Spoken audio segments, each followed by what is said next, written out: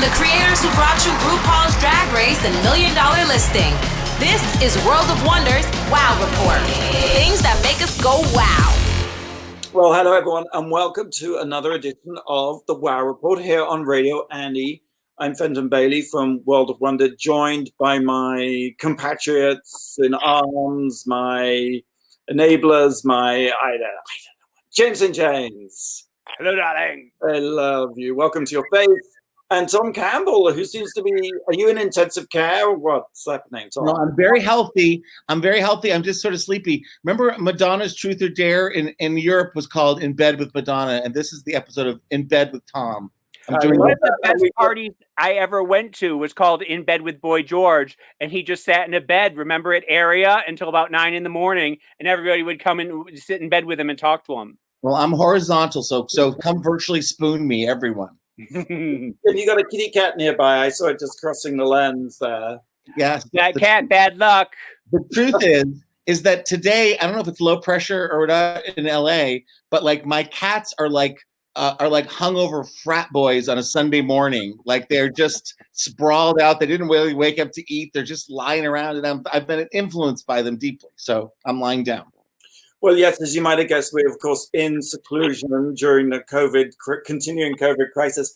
I sometimes think that the rest of the world has returned to normal, and there's just three of us sitting in our houses thinking no one's going anywhere. Not even getting up. Right, exactly. But James, it's a little bit weird, isn't it? It's getting a bit much. I'm slowly losing my mind. I found a big spider in my closet and then a daddy longlegs in my shower, and I'm convinced that there's a spider invasion and they're in cahoots together, and that a spider I'm getting a little paranoid is what I'm saying. Well, okay, let's move on. We count down the top 10 things that make us go wow. Tom, number 10, if I could just give you a prod and wake you up. Number 10. You can prod me anytime, Fenton. I mentioned this briefly as something that was upcoming on our last show, and I've since watched it, and it was Sondheim's 90th birthday party that ran for free, Broadway star-studded on Broadway.com's YouTube channel on Sunday. James, you're raising your hand. Did you watch? No, well, I've seen a number of clips. I didn't watch it. I'm savoring it so that I can saving it so I can savor it, because I've seen, the Audra McDonald, Meryl Streep, Christine Baranski. I saw Jake Gyllenhaal. I've seen Patty. I saw Bernadette. So yes, keep going. But the gay drama, the Broadway gay drama behind the scenes is, I think it was supposed to start at 8:00 on Sunday, but I had sort of forgotten it was running around, the house doing nothing. Oh, my TV just turned on. This is part of the joy of doing it from home. So as you were talking about the technical difficulties, you had one of your own. But it did not go on. There was a terrible glitch, and there wasn't sound, and everyone just went crazy. Like, it's not a pandemic, people. Relax. It's just a YouTube problem. You had nowhere to go. You were a captive audience. But I can't tell you, the overreaction was fantastic. And ultimately what happened is they started when I showed up, thank you, around 9:00. And it was these most beautiful performances. Fenton, where do you stand with Sondheim? Are you pro? Like, he's a lot to take for some people. I'm curious where you are. We took Nolan to see Sunday in the Park with George with Jake Gyllenhaal. Yes. And I know it's based on that Seurat painting. I am a little bit like of a sort of zone of unfeeling and unknowing about Sondheim. I have to tell you. Here is my no. Let me just say honestly, with no disrespect, and it speaks more about my intellect or lack thereof. But I know it's really quality. It reminds me of my mom. I used to watch PBS sitting next to my mom growing up, and I didn't really like it, but I knew it was good for me. But there are times, many times, and this is 90 years of a career. Like 90 years of a life and like 70 years of a career, and just sometimes it's a little intellectual or not lyrical, but then there's songs like Send in the Clowns, Here's to the Ladies Who Lunch, Broadway Baby, on and on, everybody dance, Being Alive, Go ahead, Jake. But Fenton, let me say this. I think you and Nolan, you don't start with Sunday in the Park at George. You start with Into the Woods. You start with the fairy tale one. Or you do Sweeney Todd, the demon barber of Fleet Street. You do something like about, eating people. You do something that will hook the kid in and will hook you in as well. Or leave the kid at home and go see Follies, Well, that's just what I was going to say. For people of our age, Company and Follies is about getting older, the approaching death, never having done enough with your life, not having love. It's everything that speaks to gay men of our age. Yeah, and how life kind of disappoints you and you have to find beauty there anyway. Oh my God, I can't wait to go see that depressing experience. Sweeney Todd was a musical, a Gilbert and Sullivan musical, wasn't it? No, it was Angela Lansbury. And then, it was Sondheim, and then Johnny Depp and Helena Bonham Carter did the movie. We did Sweeney Todd at my prep school when I was 10 years old. That can't have been Sondheim. There might have been another version by Gilbert and Sullivan, but the original, I dare to say. Maybe I imagine there were penny dreadfuls about it in the 1800s, and maybe your high school was the workshop, Fenton. You didn't know that you were Was Sondheim your teacher and you didn't realize it, and that's why you have bad memories? I just want to underline a couple performances. James kind of ticked them off, but Fenton, if there's one thing you're going to watch, it's all over the internet. It's Audrey McDonald, your favorite Christine Baranski from The Good Fight, and Meryl Streep in their bathrobes, swigging wine and whiskey, performing in their homes. Here's to the ladies who lunch. Everybody rise! Everybody rise! There's another thing. Jake Gyllenhaal did a duet, and he was in front of the computer, much as I am, but emoting to the balcony. It was like it blew. If I had hair, it would have blown back. It was so beautiful. And there were so many wonderful performances. What about Ben Platt? How was his? Ben Platt was amazing. He performed with that wonderful actress, Beanie Feldstein. I love Beanie, yes. And Beanie, I want to see a lot more of. I love her. I think she's got a number of movies coming up soon because she was so good in the one about the two girls. Your year, yeah. And I got to tell you, Ben Platt is a dreamboat because he had a little blonde mustache and overalls. And then I give the trooper of there's so many good performances skipping, but Laura Benanti, who we're in business with and who we love and who's a Tony winner, she performed I Remember Sky. And again, some of the most beautiful, intimate performances, and her acoustics were so good. And I had to ask her, based on the tile behind her, were you in your bathroom? She's like, I was in my parents' bathroom on the floor, sitting next to the tub. So it's like also there was some guy, Raul, that the entire gay internet went bananas for, and everyone said they want him as their daddy. Who is this guy? Raul Esparza. Mm-hmm. My foot just fell asleep. I don't know much about him. I think he's closely associated with Sondheim. I don't think they're lovers, but I don't know. I have to find out. He's helped produce the thing too. Donna Murphy did Send in the Clowns, and she performed in front of the what are the Broadway, the Hirschfelds? Those caricatures. What are those called? Oh yeah, the Al Hirschfeld. Yes, she performed in front of her Hirschfeld, so that was pretty extra. And then it ended. There's so many good parts. It ended with Mandy Patinkin doing something from Sunday in the Park and George in his backyard, like in the country. And then Bernadette Peters, like in her living room or den, just singing. Bernadette Peters' face is flawless. Yes. She did have makeup and stuff on, but not too much. But either she's really good at doing it herself, or she broke COVID laws and had her makeup artist come. But she sang. Both of them sang with these. It was interesting to see Broadway performers have all this talent and kind of giving it to the computer in sort of this really intimate, subtle way. Anyway, it's still online. Please watch. It also raised money for some good causes. So there you go. Take Me to the World. It's on Broadway.com's YouTube channel, so you can still watch it. Yes. All right, that's number 10. Moving on to number 9. James, what made you go wow this week? Number 9. Well, I watched a lot of Hulu this week. There's I've been watching a lot of documentaries on Hulu, and one of them that really stuck in my craw that just made me furious was a documentary called Crazy About Tiffany's, and it was from 2016, and it was by Matthew Maley, something like that, who is the guy who did Scatter My Ashes at Bergdorf's a few years ago. I don't know if you remember that one. I do. And this is ostensibly about the history of Tiffany's and how it goes back to the 1800s, and a lot about the color, making the color blue, which you would go nuts for. A big 20 minutes about how they blend it and how they finally made it and everything. That color of your pillow, yes. But the thing, and it had all these talking heads, and they were the typical talking heads: Fran Lebowitz, Baz Luhrmann, Rachel Zoe, Katie Couric, who we love. We love all of them. We really do. But here's the thing. Most of it was this never-ending, self-involved, self-important, self-congratulating stream of bullshit from these fashion editors and stylists. And we've talked a lot on this show. We've touched on, does celebrity matter at post-pandemic? Is the red carpet culture, does it matter anymore? And I'm here to say a resounding no, because I am somebody who loves all of that. I've loved it all my life.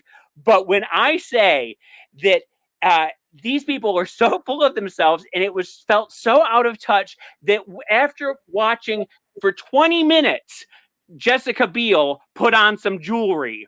Love Jessica Biel, but I kept thinking this does not matter anymore.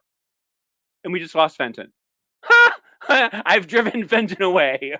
You're so upset, Fenton. We have left the conversation. Well, anyone who's having video conferences now knows exactly how this works. So keep going. Anyway, okay. Well, I do want to say that there was some interesting stuff in this. There, like all the stuff about making the jewelry was really fascinating, and how they, like some of the most famous jewels they've ever had, and some of the famous designers, Elsa Peretti, Paloma Picasso, Schlumberger. All of that is really fascinating. And the one person who really comes off as very likable, I will say, is Rachel Zoe, who is somebody who has had a couple shows, and she knows how to give good sound bites, and she knows how to be likable on camera. The rest of them, they all talk like this, like their jewels are so heavy they can't even lift their head. So I just think that fashion, everything else, gone. Celebrity culture, gone. It will be interesting to see, because I mean, we're not going to get out of this lightly. And even the Bravo and the Housewives, there was that whole thing that during the Depression, those drawing room comedies of rich people messing up were very successful because they make poking fun at the rich. But it feels slightly different. Yeah, it does feel different. I don't think that people, it's like the Ryan Murphy thing last year about the rich people. And I kept saying it doesn't feel like the right time to be exalting the rich and having fun, showing off your wealth. And we talked last time about Drake on the cover of Architectural Digest. And it just felt like this isn't the time to be showing off your new mansion. And I don't know. You are pronouncing celebrity culture dead on this Friday, May 1st. Calling the time of death. But I do want to say that Anna Wintour has gone on record just last week is saying that the red carpet culture has to change as well, that it can't be the excess that we've seen before, that the times are different. All right. Well, in that case, given that you just said everything you said, Anna Wintour said that thing just recently. Yeah. There was also a really snarky piece about her in the New York Times, sort of saying that fashion is essentially over, and that she's driven the whole Condé Nast brand into the ground, and that fashion magazines are no longer relevant. And simultaneous with that is Andre Leon Talley, a book coming out. His memoir and autobiography, even though neither of us have read it, I think James and I have both been reading a lot of the sensational Clayton bit headlines in the Daily Mail, right? About Andy Warhol grabbing his crotch and Karl Lagerfeld being tied up. Right, but the point is, like, is this like a moment in the same way that silent movies gave way to the talkies? Or is it just a thing that happened and next year will just be like carrying on as before? Well, I've been studying the French Revolution a lot lately. I think you and I have had some talks about this, and I see so many comparisons between then and now. And I was talking about this with a friend of mine, and he was saying that no, this isn't so much the French Revolution as it is the reign of Caligula. And you need to go back to the Roman times to see what is about to happen to the world, because the world is a powder keg and it's about to explode. And I've been saying that for about 10 years, but I really do believe that heads are going to be on pikes very soon. And Jessica Biel will be the first one. Right, and Nero fiddling while Rome burned is very sort of Trumpian. Trump is a sort of Caligula come Nero type thing. Yes. And a little Joffrey from Game of Thrones. Number 8. Sunset Boulevard. This year turns... The movie is 50 years old. No, 70 years old. 70 years old. I got my math wrong. Wait, did you make Nolan watch it? Did you watch it? What did he say? I have been, because you know we've been watching movies Yes. pretty much most nights. Last night we watched Ocean's 11. I've been trying, every night I'm like, let's watch Sunset Boulevard. It's like, no, let's watch The Sixth Sense. Let's watch, oh God, what was the one, the Julia Roberts one? The Oceans one? That was like 12. She was the polluted water one. I can't What was her name? Edna Ferber, Jackie Robinson. Aaron Brockovich. Aaron Brockovich. Yeah. Edna Ferber isn't that far from Aaron Brockovich. Anyway, I feel like a sort of old, withered old crone saying, let's watch Sunset Boulevard. Watch Voice of the Band. But I was like, I really do want to watch Sunset Boulevard again because it is such an amazing film. And he will love it. Can I just stand outside your window and knock and hold up a Sunset Boulevard sign for Nolan while he eats? Be that sign man, you know. Right. Because it was a very true to life. It was almost like a documentary, wasn't it? Because Eric von Stroheim played Max Mailing. Yes. And it turns out that he was Gloria Swanson's husband. And if you remember, there was the great scene where she has the Waxworks come over to play cards, and it was all other silent movie stars. Buster Keaton was Buster Keaton. Yeah. So I wonder, if what the Sunset Boulevard of our time is, because it does feel we're in that shift from sound, from silent pictures to talkies. We're in a sort of technological shift from movies to isolation, Zoom, what have yous. Tom, discuss. To be continued. I think the most pivotal thing, as you know, is our Sunset Boulevard, our Gone with the Wind, is that fight that Kourtney and Kim Kardashian had. So I still hold on to that as a major shift in the universe, a major energy shift. I did just see that Netflix has come up with a quarantine show that is all going to be Zoom and everything like that. And I kept thinking, I don't need to live through this again in 10 months. I do not need quarantine theater, quarantine is the quarantine thing, because we're trying, we're trying to do some programming and some things. Oh, sorry. No. I'm just saying, and we also, that wonderful benefit that we ran for World of Wonder for Stonewall Out Loud. I'm just saying that to me, that is the great example of going from potentially from silent to talkies. It's like, how do you make what we make on the computer at home safely? And even then when we get out, that's going to be, I think, the major shift. Exactly, because you're calling it, James, quarantine programming, but it's a Trojan horse, because I think under that cover, there's a fundamental shift from going to the movies to screening at home alone to streaming. I mean, Lord knows, James, you've been ahead of this curve ever since we've been making this show. You've been a one-man billboard for Netflix and Hulu. And Universal just had to backpedal a lot because they released Trolls, some sequel to Trolls, digitally first. They're supposed to have a theater release, and it didn't, and it made $1 billion. And so Universal, of course, is like, score, and all the theater owners are like, this will never happen again. But it will happen. AMC just said they will never run a Universal movie again because they're mad at them. Yeah, but I think it's too late. It's like technology moves forward, and I think we've entered the genie's out of the bottle. The Zoom age. It's not talkies, it's the Zoom age, right? Yeah, I mean, we'll want to go out again, but it's definitely, we're going to get a lot at our fingertips. Not this year. But in the meantime, watch Sunset Boulevard. Hey, hold on, my toe is bleeding. Hold on. We can go to commercial, I think, with maybe Blake can give us a question. Hi guys. Hi. Did anyone watch the Will and Grace finale last week? I did. Well, then you probably know, but which WoW celebrity was name dropped on Will and Grace on their finale? I didn't even watch it. But I know the answer to this question. That's okay. People listening can imagine. All right, well, I'm sure James won't know. So anyway, we'll be right back after the break, hopefully with James and James back. Yes, I'm back. Oh, you're listening to WOW Report on Radio Andy. You're listening to World of Wonders WOW Report. Things that make us go wow. And welcome back to the WOW Report on Radio Andy with James St. James. You had a sort of toe fatality while we were... I ripped my nail off. I was really nervous. Did you hear about this, like, toe kind of... Toes are a new symptom of coronavirus. And I have a weird... I don't know if you... I have a weird... What like red spot right there. Me, put it down. And I think it's some sort of, it's the new COVID thing. I don't know what it is. It's like a little blood spot that just won't go away. Okay. I think I'm dying. I have to tell you that, like one of the COVID things is that all the what do they call them? The rescue places where they take animal shelters. They've all closed.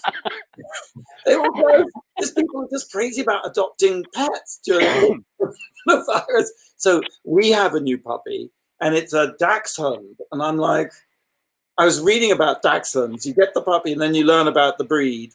And there was this terrible story about a woman having her toe chewed off by the dachshund because dachshunds are apparently extremely aggressive pets. They're the most aggressive dog out there. Well done, Fenton.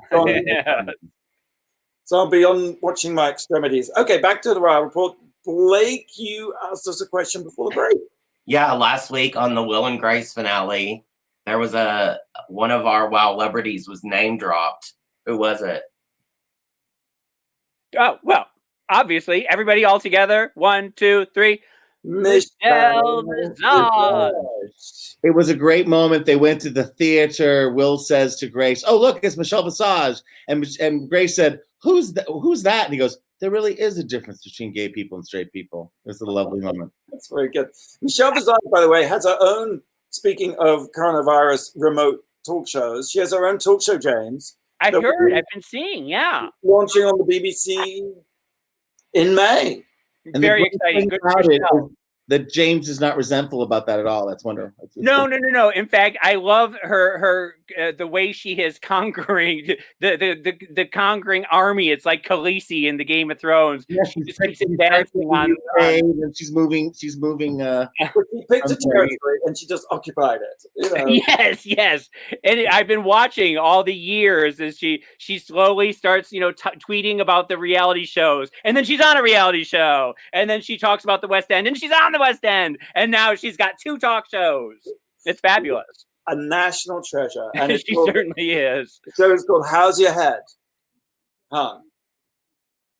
It'll also be on WOWPresents Plus. It absolutely will. That's right. All right, let's go on with the countdown. Number 7, Tom. Number 7. This can be short and sweet, but I'm just, our fabulous Vice President, Michael Pence, went to the big hospital there. He was the only one who didn't wear a face mask. I ventured out on Sunday for the first time on a walk. I've just been staying in. I told you I'm a little bit shy about going out. I had my first long-term experience. I've worn masks, but I went for a walk. It was hot. It killed my ear. I was gone for 2 or 3 hours, and I'm very annoyed that people don't wear masks. So I'm just going to say simply, in my not too preachy but very preachy way, that one wears a mask to reduce the risk of infecting others whose health may be at risk. You don't do it for yourself. You're not I feel okay, or I'm going to risk it for me. You do it so you don't obviously spread the COVID virus. But what if, I don't know, you're carrying something else? Just that's what we're doing right now, people. That's the discussion. That's the recommendation, because I'm shocked by doing it. But now, because I wore that mask and it hurt and I have a big fat head, I am sort of getting newly obsessed on Etsy and elsewhere trying to find the perfect mask.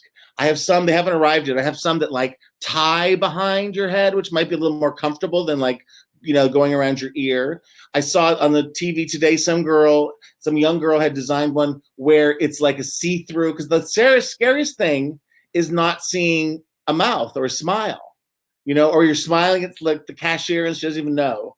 And so I love the idea of, I was thinking, you know, you put a permanent smile on, but that's a little jokery. But the idea that there's a see-through panel where people can see you smile, I like that. I also saw something, James, there was a kid contest, and I'll stop, where it looked like, what's the drag sort of nuns from San Francisco? This was a perpetual indulgence. And somebody had created like a mask that also had sort of Sister Patril, like a little, like some ears to it. Like, why not make it a whole headpiece? A whole. Very much. The Masked Singer. That's the show.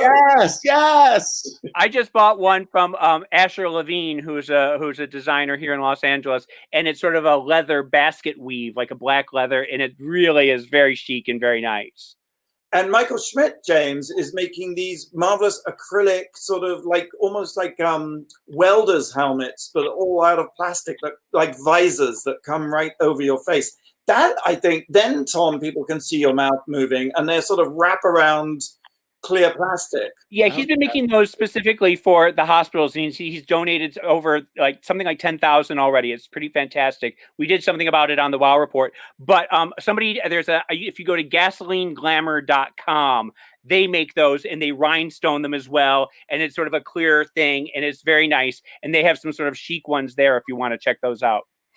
I just think it's going to be interesting because I think we're wearing them for a while, and there are others I bought.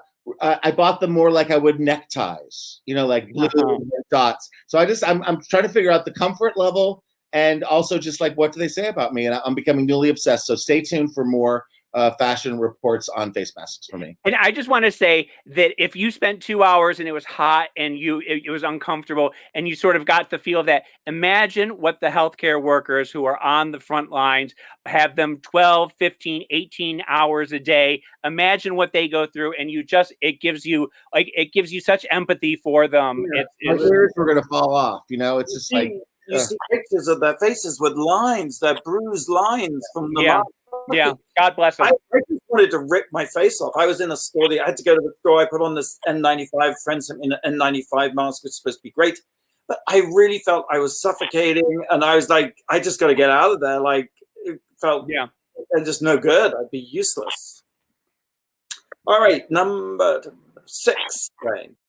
Number 6. Well, switching gears mightily here, I am reading a book called The Grit in the Pearl, and it's a biography about Margaret, the Duchess of Argyle, and you guys know about Margaret, right? I love how familiar you sound with the Margaret of Argyle. Oh my God.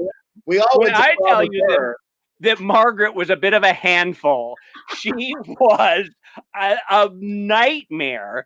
It starts off where she was born in like 1912, and her name was Ethel Margaret Wigham, and she was a heiress, and she was sort of a brat and a spoiled, you know, a typical spoiled heiress of the time. And she had a number of early flings in her teens with Prince Ali Khan. And when she was 15, she lost her virginity to David Niven. And there's all sorts of scandals about her. And she grows up, and in the 30s, 40s, and 50s, she's on the international best dressed list. And she's in she's in a Cole Porter song, and she's sort of like gliding through society, and she's very fabulous and everything like that. Well, in 1943, she falls down an elevator shaft. Okay, she falls 4 floors down an elevator shaft, and she cracks her head open, and she, breaks all these bones, and she gets tangled up in the wires, and it's this horrible, horrible accident. And as she's recovering, she has all this nerve damage that lasts forever, and she never regains her sense of smell or taste. But then the weird thing is, it affects her personality. And for the rest of her life, she is known as sexually voracious. She's a nymphomaniac. Okay. Oh, that's cool. Now, in 1951, I believe, she marries the 11th Duke of Argyll, Ian Campbell, I think is his name. And right off the bat, the marriage is sort of rocky, and she's reached the pinnacle of society. She is mingling, with Queen Elizabeth and Princess Margaret, and she's sort of like, she's the it girl of international society. But the marriage isn't doing too well. It's off to a rocky start. And in 1960 something or other, her husband finds a locked cabinet, and he opens it up, and out tumble hundreds and hundreds of Polaroids of her naked in her 3-strand pearls that she always wears. And in a number of them, she's filleting a gentleman whose face we don't see. So, Stop for a second. I just want to footnote. I miss dirty Polaroids. Okay, back to the story. Right. So he takes her to divorce court, and it comes out that it was Winston Churchill's son-in-law that she was filleting, and he's in Parliament, and I don't know if you remember this, Fenton. It was a huge deal in England. It was quite the scandal. I'm sure you can. But anyway, so then he also, during the divorce proceeding, brings out a list of 88 men that she's had sex with while they were married. And okay, now even in the sexually promiscuous 60s, 88 men for the Duchess to have slept with was a bit much for society to swallow. And she lost the divorce proceedings and was summarily sort of kicked out of society, and she was shunned like almost for the rest of her life. And poor dear sort of went from pillar to post and ended up living with her maid in a 1-bedroom apartment.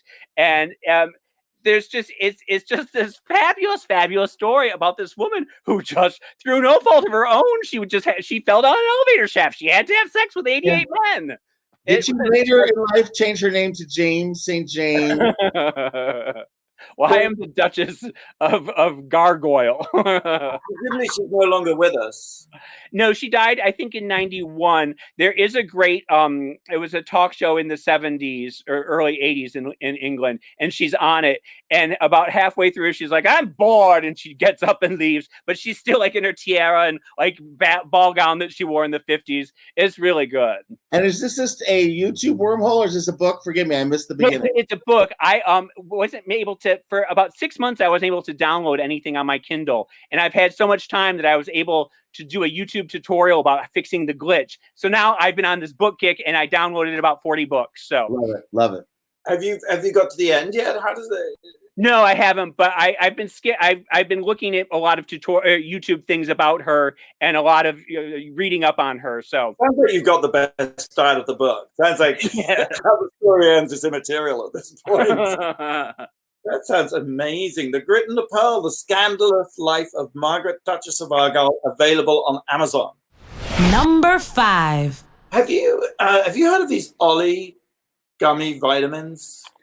I saw that you were talking about this. They're just all over my Facebook feed. They're just all over the ads. I know nothing about them. So these are Olly gummy vitamins, and they come in these really cute, not square, but like rounded corners. And the thing is, they're these vitamins, and they come in all different flavors and different things. But the trick of their marketing is they say, sell the benefit, not the contents. So that's like, this is sleep. And then they've got like, I don't know, they've got 20 or 30 different brands of like stress-free, daily energy, beauty. And it really is. Do they work? But they're gummies. They're like, I take gummy. I'm so sexy. I take gummy fiber every day. Well, there's two things. I mean, this sleep thing really does work. And I think for a lot of people are having sleep problems at this time. So they really do work. And this is their number one selling product. Are there no ingredients on the package? Yeah, there is. It's like, do you feel okay about what you're ingesting? You're just like, sleep. It's a gummy. What's wrong? Like, it's just delicious. It's they're all sort of berry flavored or citrus flavored, which I love. These are blackberry zen flavored, and it's melatonin with theanine, which apparently relaxes the brain. So they say you go to sleep and stay asleep. I actually don't stay asleep. I go to sleep, but I wake up again. And I pee 20 times a night, so I'm with you. When do you have to take? 2, but the interesting thing is like how this whole thing, they started in like 2014, and the guy, it was two guys. One of whom used to work at Method, the house cleaning products line by the actress. I love Method. Yes, beautiful packaging. Yeah, but a lot of ways. In the vitamin aisle, and he was suddenly realized that he said he gags on pills, which maybe not. James, I don't know if you gag on pills, but like I could take a horse pill. Well, there you go. The thing about multivitamin pills is they do tend to be larger than most pills, so it can feel like. And he suddenly thought, why not put it in a gummy? I mean, what brilliant!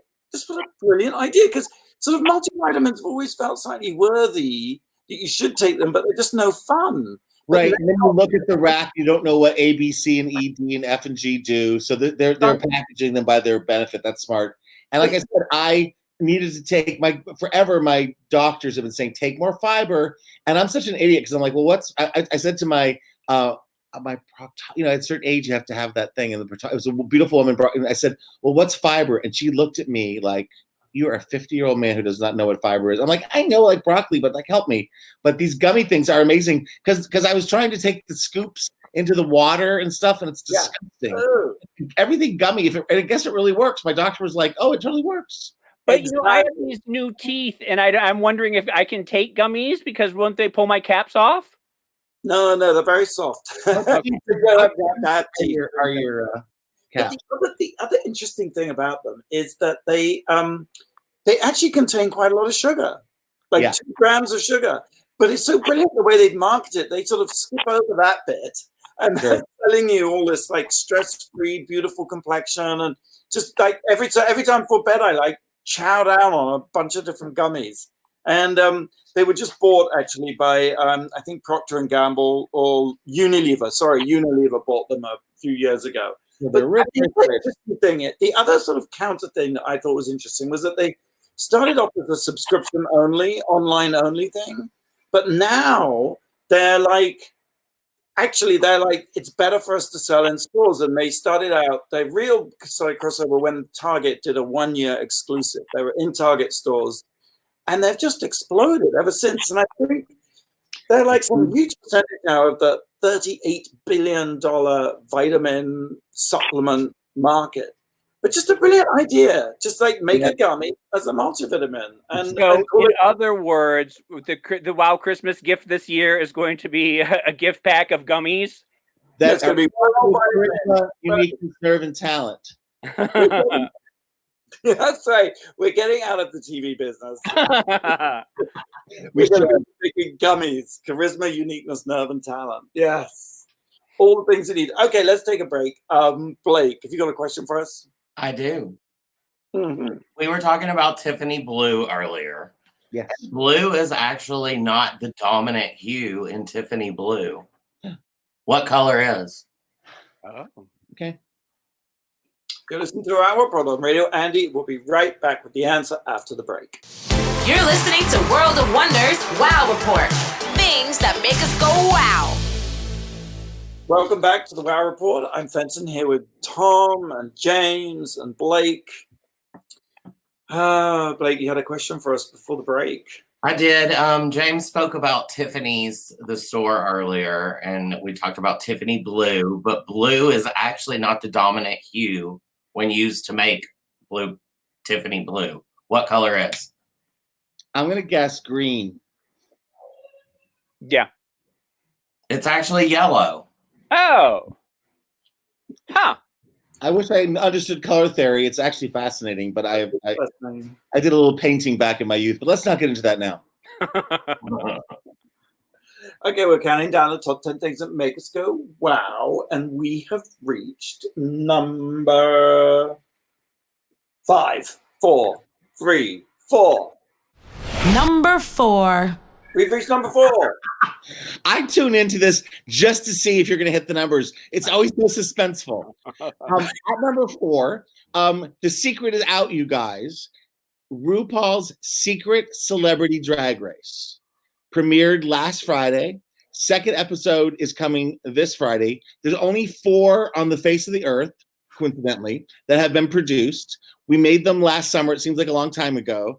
But the VH1 people called and said, let's do celebrity makeovers. So we bring back last week. I can talk about it now because it's aired, and they're truly surprises. so we don't promote them. We didn't send out tapes, but we had Nico Tortorella, who we know very well. We've all handsome, yes. Younger, yes, and who's a non-binary. Jermaine Fowler, excuse me, who was on Superior Donuts, which was based on his own play about himself. He was with Judd Hirsch, CBS 2 years, and he's the funniest guy. I got to know him, and he happens to be straight. And Jordan Connor, from Riverdale. Yeah. I love him so much. He's one of the snakes. And there was a lot of these aren't celebrities. It's like, I hate to tell you, yes, they are. Part of it's like, you're old, potentially. And you know, and everyone's like, you know, I'm sorry, did you start a CBS sitcom for 2 seasons? I don't think so. People at home yelling. But even people who were a little disappointed by the star power, I guess we have a joke that the queens try to guess who it is at the beginning. And we're like, and it was my idea because the Masked Singer is always like, is it the Pope? Yeah. Lady Gaga? Is it Madonna? Is it Francisco Franco? It's like, you know, bullshit. So we do all that. And then, but by the end, grown men in full drag are crying. And they each have a mentor. And for this last episode, it was Bob the Drag Queen, Monet Exchange, and Trixie Mattel. I mean, does it get better than that? It doesn't get better than that. And they're so funny, and we really put them through it. They have to do everything, you know. There is some help with makeup. And this past episode, Chanel, there's an extra, but Chanel from season 1, Layla McQueen from like season 8, and Mayhem Miller from I think season 10, all are back. We're back behind the camera, but they make appearances that are going to be digitally shared. But we're doing their makeup. It was such a joy to do, and they did the Snatch Game quite well. Anyway, and this upcoming Friday, it is I can only tell you the mentors. I can't tell you the secret celebrities, but it's Alyssa Edwards, Asia O'Hara, and Trinity the Tuck. Oh my God! And, you know, let me just say this: for all the sniping that was on Twitter about it, it ended up being the most watched episode in RuPaul Drag Race history, or something like that. It was the numbers were out of the world, right? For VH1, it's best night in 10 years. Yeah. Unbelievable. We're season 12 is still running from 8 to 9:30, and then this plays right afterwards. It's a lot of drag. It's not, you know, it's 3 solid hours. But what else are you gonna do? And it makes you feel good. And I gotta say, it really did. We didn't know. You never know if these things are gonna work. You try, right? No one sets out to make a bad show, but it's the miracle of drag. And and they were a little visitor inside. But it's a wonderful thing to watch. People are doing it as allies to their gay siblings, or just there was just so much love in it and so much hard work. And I give it up for these guys. It's still, you know, Drag Race is a big hit. We've changed a lot of society. It still takes a lot of guts to say, I'm going to show up. I'm going to take this seriously. I'm going to spend 2 days of my life, you know, putting myself in a very awkward, out of your comfort zone situation, and all of them shined in different ways. So I just, it's a blast. You should check it out. That is beautiful, and you can check it out tonight. That's right, Friday after RuPaul's Drag Race. So just tune into VH1 at 8. Break and wear a diaper and just stay there for 3 hours. Exactly. All right, moving on. James, number 3. Number 3.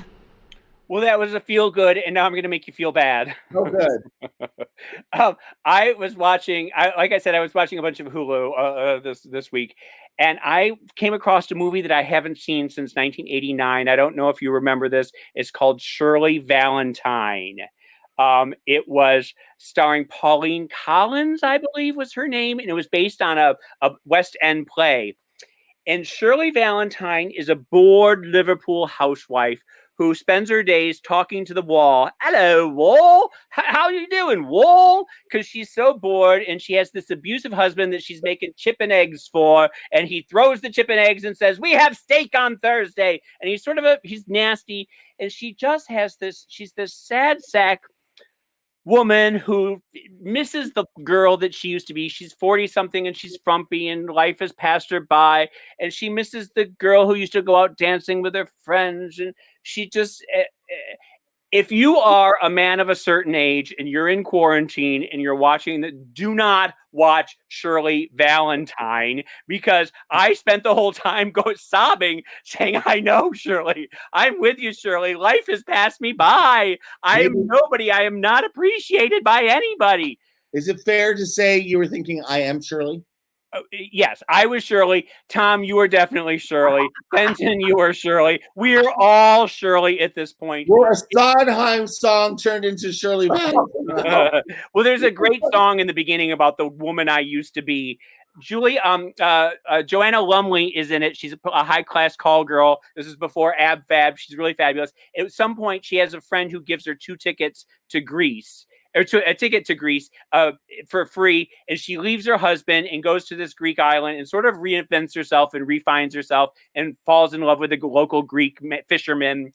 And you think that it's happy, but it takes a long time to get to the feel good because there's a lot of feel bad in there. But it's a fantastic movie, and like I said, it just really spoke to me.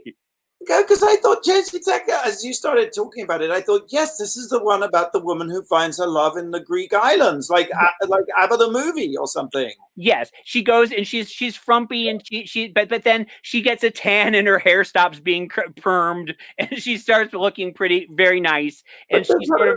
Stellar Groove back. It's April in Tuscany. It's all yes, exactly.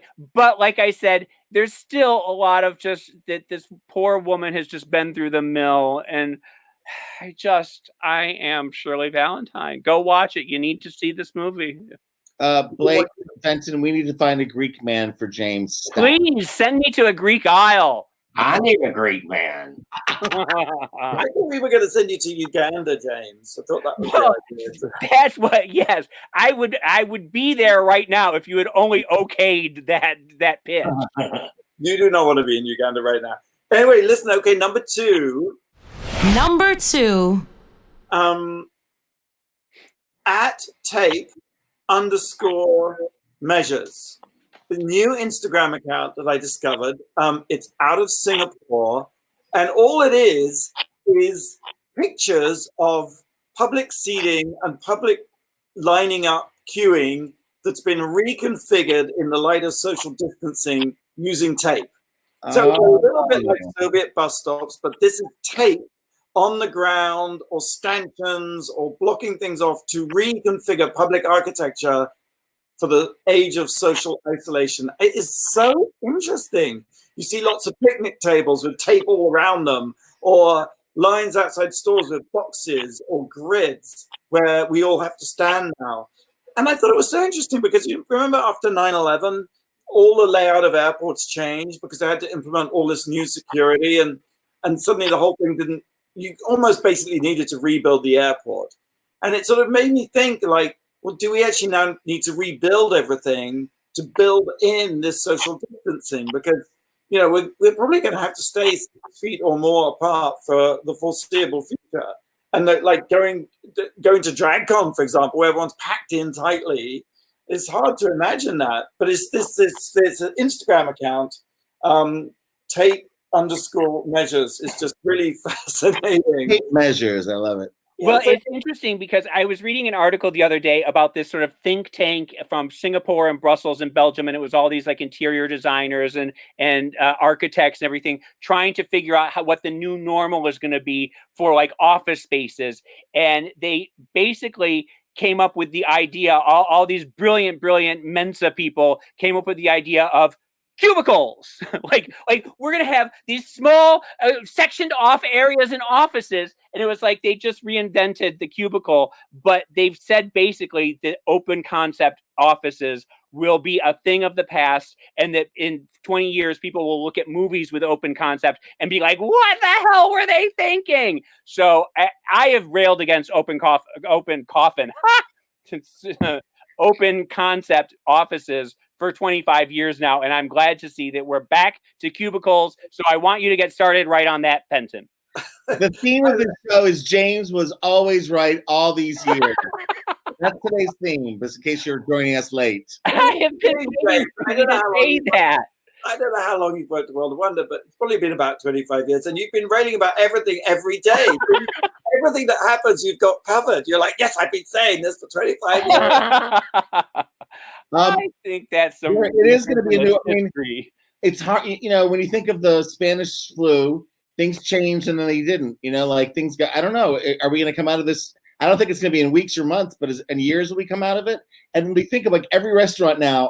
Almost every restaurant is about open seating. And there was something I saw on the TV about how the plexiglass, but like the challenge is when you're someplace for an hour or like an office, everything floats around. Yeah. Why you still have like, air circulating and everything like that. Although I wonder if it'll be like the 1800s where the idea of like the rich have little tiny rooms in the back of restaurants where they don't, with separate entrances where they don't ever have to see the hoi polloi. And if that will just sort of be the new thing. And I also wonder if in 20 years we will look back on something like the tape around all the picnic tables, if that will be something that in a movie will signify that you are in the year 2020, like it's a retro thing, you know? Yep. I think that's very true. The other day I had to move my car from like the alternate side of the street, and I sat in my car. I was like, wow, this is a really good socially distanced space. I could get a lot done in my car. Cars with the new offices? Yes.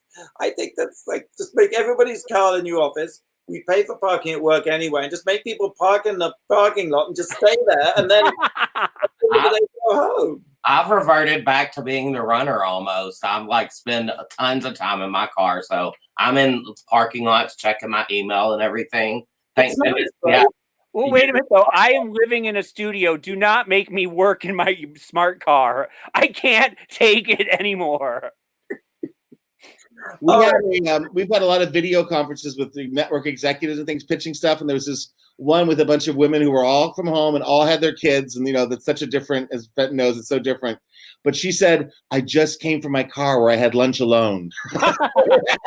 She went into the driveway and had lunch by herself. I went out to move my car from one side of the street to the other. It took about 2 hours because I was like, this is so nice.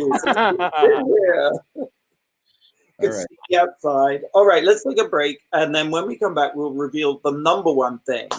That wasn't me giving you the finger. The number one thing that makes us go, wow. Wow. You're listening to World of Wonders Wow Report. Things that make us go wow. Welcome back to the Wow Report. I'm Fenton here with James and Tom and Blake. We've been counting down the top 10 things that make us go wow. We've reached number one. Number one. Well, unfortunately, we've all been isolating at home for over a month. Tons of things have been canceled, including DragCon LA, which was supposed to be this weekend. But instead of canceling the entire event, we decided to do what so many others have done during this pandemic: pivot. Yeah. So this weekend, both Saturday and Sunday, beginning at 3 p.m. Eastern, which is 2 p.m. Central and noon Pacific, World of Wonder presents the first ever digital DragCon. It'll be wig snatching entertainment, exclusive Q&As, there'll be panels, there'll be glittering performances, and you get to see DragCon from your own couch. Now, is this something that people have sent in pre-recorded performances, or is it live? And is there something for like the merch? Is there vendors involved? Tell me a little bit about that. There will be merch shout outs, yes. Mm-hmm. And I believe it'll be all pretty much live. There'll be queens from seasons 1 through, every season we've done. I think there's a queen representative. Blake, do you know how many seasons there have been? I'm putting you on the spot. There's been 12 regular seasons. Aha! I want to underline May. So it's the second and third, the Saturday and Sunday, starting at noon Eastern time, and noon Pacific time, 3 p.m. Eastern. Oh, thank you. And I just say, you can what you can do is you can tune in an hour before, so you can all chat, and you go to the YouTube page. It's on WOWPresents on our YouTube page, so it's totally free. That's the part I want to say. I love that it was decided this was going to be airing free and that this is something that everyone can participate in. And the way to support the queens who, could use a shekel is they are going to be hawking their merch, which I think is brilliant. And haven't you said there's been a little bit of an uptick in our merch, our mail order merch from the WOW? Absolutely. And you'll have opportunities to buy merch. And it'd be great to buy merch from the queens because they'll be selling their wares as they would at DragCon. And hopefully people will feel generous and moved because it is completely free. And as Tom says, it is a devastating time for performers everywhere in terms of their livelihood. So this feels like the least we could do. And I think it'll be really fun. I've seen a couple of things like the Frock Destroyers. Yeah. It's just an amazing performance of Breakup. You know. And even though we need to be careful spending our money right now, or at least I feel that way, I feel like a well-purchased T-shirt, or you know what I mean, like it's something fun. It's not gonna be too expensive, and it's what you'll put it on. You'll feel good about your, you know what I mean. It's just, it feels like the right level of expense and luxury right now. Right. Not a dress that you'll wear out. You can put it on and wear it at home. Yes. And it will really doll up your video conferences and whatnot. Yes, James. Yes. Woo! Anyway, I'm very excited for that. I'm very proud of World of Wonder and Kelly and who else is there? Marin and Emily. Emily, yes. Emily, really, nothing's easy to do right now, and they really pulled it together. And it keeps everybody sane to work, I think. But it's that's the whole idea of like, we used to make silent films, and now we make talkies, and they're all online, and people are scattered around the world, and we're making it happen. So it feels good to do. I hope people enjoy watching it. Well, beautifully said, Tom, and thank you for joining us remotely from your bed. Thank you. And thank you, Jensen James, from your library. Thank you, Blake, from holding down the fort at the office. And same time, same place next week. Until then, don't go out. Right. Do something that makes the world go wow.